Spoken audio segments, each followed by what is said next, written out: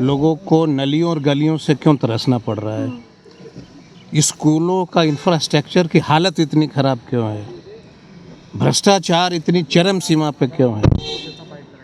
सिर्फ बात बनाने से देश और बिहार नहीं चलता है ना। पूरी तरह से बिहार की जनता के साथ हकमारी हुई। आज बिहार के लिए बेहद महत्वपूर्ण दिन रहा। बिहार सरकार ने बजट पेश किया विधानसभा में।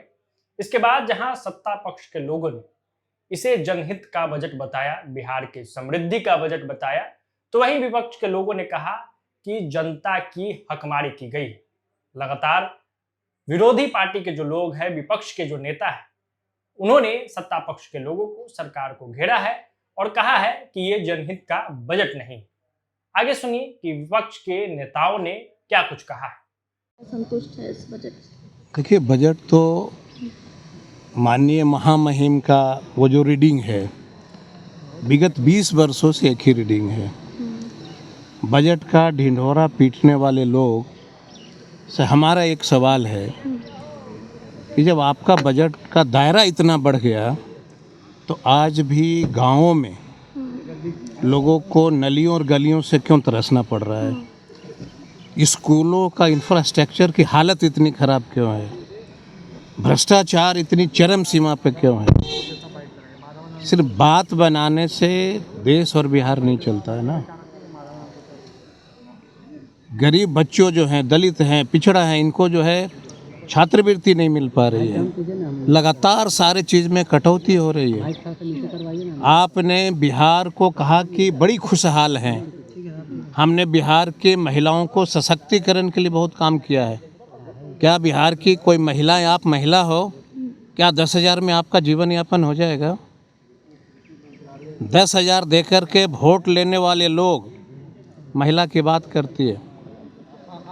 ये बजट जो है सिर्फ पूंजीपतियों के लिए बजट।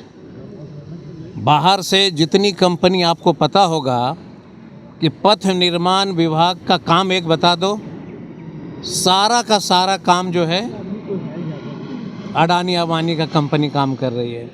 ये बजट उनके लिए इन्होंने बनाया है। कोई एक ऐसा डिपार्टमेंट बताइए जो बाहर की कंपनियां काम नहीं कर रही है। 90% पथ निर्माण का काम कौन कंपनी कर रही है? अडानी और अंबानी कर रही है। तो आप किसके लिए बजट लाए हो? गरीबों के लिए कोई बजट लाए हो क्या? स्कूल की इंफ्रास्ट्रक्चर की बात लाए हो क्या? ये सब बेकार की बातें हैं। आज भी बिहार की महिलाएं वही हैं। क्राइम पे कोई कंट्रोल नहीं। ये कह रहे हैं कि हम पुलिस को आधुनिकीकरण कर रहे हैं। आधुनिकीकरण कर दिया हमने। ये कहने वाले व्यक्ति को मैं जानना चाहता हूँ कि कभी पुलिस लाइन में महिला जो आरक्षी हैं उनको रहने का तौर तरीका आपने देखा है क्या? क्या काम किया महिलाओं?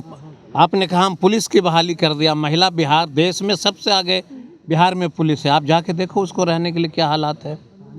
ये बकवास है। इन लोग सिर्फ बतौला, और इन लोगों का बजट सिर्फ देश के उन उद्योगपतियों के लिए होता है कि बिहार को आकर के लूट करके ले जाओ।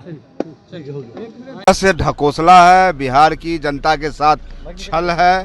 इन्होंने जो वादा किया जनता के साथ, उसको पूरी तरह से एक परियंत्र के रूप में पेश किया गया है। पूरी तरह से बिहार की जनता के साथ हकमारी हुई है। कहा जा रहा है हर वर्ग के लोगों के लिए बजट है और कहीं ना कहीं ऐतिहासिक बजट। कहीं कोई गरीब, मजदूर, किसान, महिला, युवा, कोई किसी के लिए कोई बजट नहीं है। पूरी तरह से सरकार अपनी पीठ थपथपाने का काम किया है।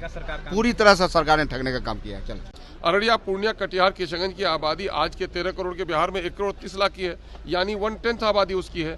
लेकिन बीमारों में उसकी संख्या सबसे अधिक है।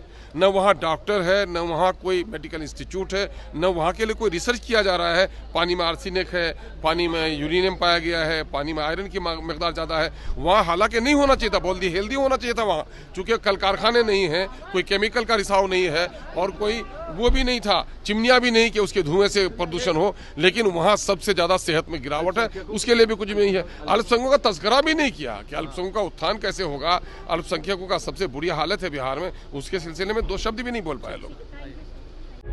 प्रभातखबर.com, विश्वास वही, रफ्तार नहीं।